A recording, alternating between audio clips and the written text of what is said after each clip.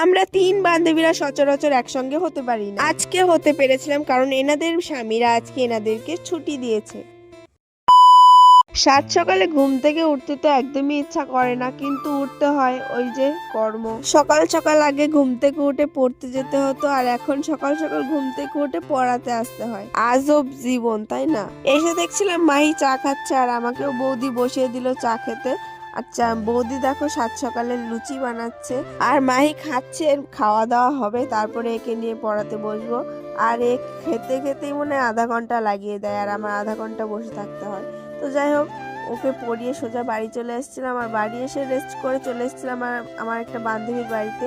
ওর তো বিয়ে হয়ে গেছে, অনেকদিন পরে এসেছে বেড়াতে, তাই ভাবলাম ওর সঙ্গে একটু দেখা করে আসি। একটু গল্প করে সোজা চলে আসলাম বাড়িতে। A few moments later. বান্ধবীদের বাড়ি থেকে গল্প টল্প করে বাড়িতে চলে এসেছিলাম যে স্নান করার জন্য।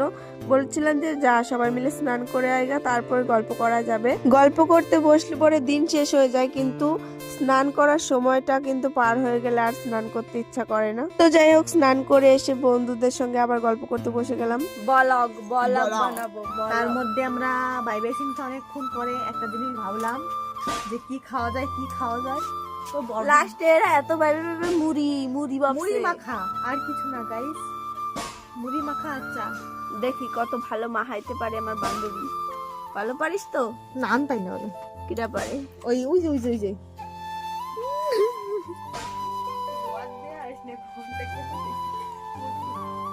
তো দেখা হচ্ছে আবার যখন মুড়ি মাখা হবে তখন দেখা হচ্ছে। এখন এই পর্যন্ত অফটা করে দে গাইস। এখন আমরা এদের বাড়ি যাচ্ছি, हमारा मुड़ी घर पे जा आनते। रहे हैं পুরু মানতে, মানে মুড়ি। আমরা সবাই মিলে প্ল্যান করেছিলাম যে মুড়ি মাখবো, আর ওই বান্ধবীটাদের বাড়িতে মুড়ি ছিল না, তার জন্য এদের বাড়িতে এসেছিলাম মুড়ি নিতে। আরও চানাচুর ফানাচুর আরও অনেক কিছু কিনতে হবে, এর জন্য এ টাকা বের করে নিয়ে চলে আসছে। আর এদের বাড়িতে ছিল মৌসুমি লেবু, আমি একটা চুরি করে নিয়ে চলে আসছিলাম। ও বলছে আমি দেখে ফেলেছি, তো চুরি করতে হবে না, তুই আরো দুটো নিয়ে যা।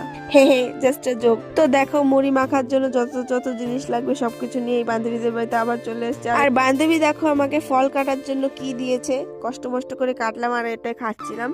খাওয়ার পরে আমরা সবাই মিলে চলে যাচ্ছিলাম দোকানে, যা যা জিনিসপত্র লাগবে সেগুলো কেনার জন্য চলে গেছিলাম। বাট ওই দোকানে ছিল না, আবার অত দূরে একটা দোকানে যেতে হবে। কি কষ্টের জীবন বলো তো।